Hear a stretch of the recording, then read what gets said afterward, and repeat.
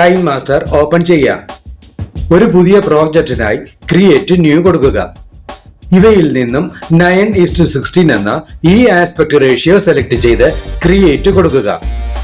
നിങ്ങളുടെ ഇമേജ് ഫോൾഡറിൽ നിന്നും ബാക്ക്ഗ്രൗണ്ടിലായി വരേണ്ട ഇമേജ് ഓപ്പൺ ചെയ്യുക. ഫിൽറ്റർ സെലക്ട് ചെയ്യുക. ബേസിക് സെലക്ട് ചെയ്യുക.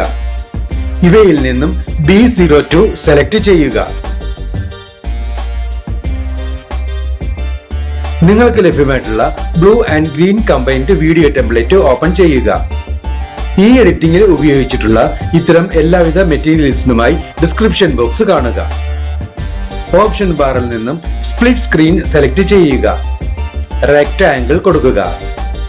ഓപ്ഷൻ ബാറിൽ നിന്നും ക്രോമ കീ സെലക്ട് ചെയ്യുക. ഇവിടെ ക്ലിക്ക് ചെയ്ത് ക്രോമ ഫങ്ഷൻസ് എനേബിൾ ചെയ്യുക.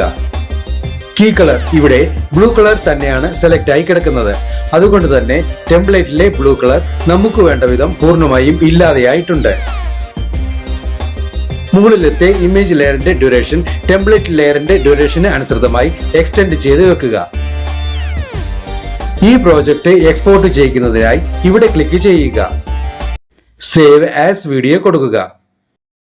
എക്സ്പോർട്ടിംഗ് കഴിഞ്ഞിട്ടുണ്ട്. ഈ വിൻഡോ ക്ലോസ് ചെയ്ത് പ്രോജക്റ്റിലേക്ക് തിരികെ എത്താം. ടൈം ലൈനിലുള്ള എല്ലാ ലെയറുകളും ഒന്നൊന്നായി ഡിലീറ്റ് ചെയ്ത് കളയുക. നിങ്ങളുടെ ഇമേജ് ഫോൾഡറിൽ നിന്നും രണ്ടാമതായി വരേണ്ട ഇമേജ് ഓപ്പൺ ചെയ്യുക. നിങ്ങളുടെ കൈൻമാസ്റ്റർ ഫോൾഡറിൽ നിന്നും ഇപ്പോൾ നാം എക്സ്പോർട്ട് ചെയ്ത ഫയൽ ഓപ്പൺ ചെയ്യുക. ഓപ്ഷൻ ബാറിൽ നിന്നും സ്പ്ലിറ്റ് സ്ക്രീൻ സെലക്ട് ചെയ്യുക. റെക്ടാംഗിൾ കൊടുക്കുക. ഓപ്ഷൻ ബാറിൽ നിന്നും ക്രോമ കീ സെലക്ട് ചെയ്യുക. ഇവിടെ ക്ലിക്ക് ചെയ്ത് ക്രോമ ഫങ്ഷൻസ് എനേബിൾ ചെയ്യുക. കീ കളർ ഇവിടെ ഗ്രീൻ കളർ തന്നെയാണ് സെലക്ട് ആയി കിടക്കുന്നത്. അതുകൊണ്ട് തന്നെ ടെംപ്ലേറ്റിലെ ഗ്രീൻ കളർ നമുക്ക് വേണ്ട വിധം പൂർണ്ണമായും ഇല്ലാതെയായിട്ടുണ്ട്. മുകളിലത്തെ ഇമേജ് ലെയറിന്റെ ഡ്യൂറേഷൻ എക്സ്പോർട്ടഡ് ലെയറിന്റെ ഡ്യൂറേഷന് സമമായി എക്സ്റ്റെൻഡ് ചെയ്ത് വെക്കുക. നിങ്ങൾക്ക് ലഭ്യമായിട്ടുള്ള പാർട്ടിക്കിൾ വീഡിയോ ടെംപ്ലേറ്റ് ഓപ്പൺ ചെയ്യുക. ഓപ്ഷൻ ബാറിൽ നിന്നും സ്പ്ലിറ്റ് സ്ക്രീൻ സെലക്ട് ചെയ്യുക. റെക്ടാംഗിൾ കൊടുക്കുക. ഓപ്ഷൻ ബാറിൽ നിന്നും ബ്ലെൻഡിംഗ് സെലക്ട് ചെയ്യുക. ഇവയിൽ നിന്നും ബ്ലെൻഡിംഗ് ഒപ്പാസിറ്റിയായി സ്ക്രീൻ സെലക്ട് ചെയ്യുക. നിങ്ങൾക്ക് ലഭ്യമായിട്ടുള്ള ബോർഡർ ലൈൻ ഇമേജ് ഓപ്പൺ ചെയ്യുക. സ്പ്ലിറ്റ് സ്ക്രീൻ സെലക്ട് ചെയ്യുക. റെക്ടാംഗിൾ കൊടുക്കുക.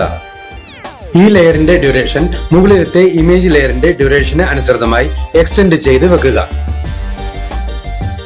ഈ ഓഡിയോ ഓപ്ഷനിൽ ക്ലിക്ക് ചെയ്ത് വീഡിയോയ്ക്ക് അനുയോജ്യമായ ഒരു ബാക്ക്ഗ്രൗണ്ട് മ്യൂസിക് സെലക്ട് ചെയ്യുക. ഇവിടെ നമുക്ക് ഈ മ്യൂസിക് സെലക്ട് ചെയ്യാം. ഈ പ്ലസ് സിംബലിൽ ക്ലിക്ക് ചെയ്ത് സെലക്ട് ചെയ്ത മ്യൂസിക് ടൈം ലൈനിലേക്ക് ആഡ് ചെയ്യുക. ടൈം ലൈനിലുള്ള എല്ലാ ലെയറുകളുടെയും ഡ്യൂറേഷൻ ഒരുപോലെ തന്നെ ആയിരിക്കുവാൻ ശ്രദ്ധിക്കുക.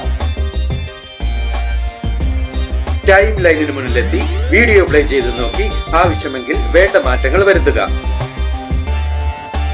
ഈ വീഡിയോ നിങ്ങൾക്ക് ഇഷ്ടപ്പെട്ടുവെങ്കിൽ ലൈക്ക് ചെയ്യുക, ഷെയർ ചെയ്യുക, കമന്റ് ചെയ്യുക.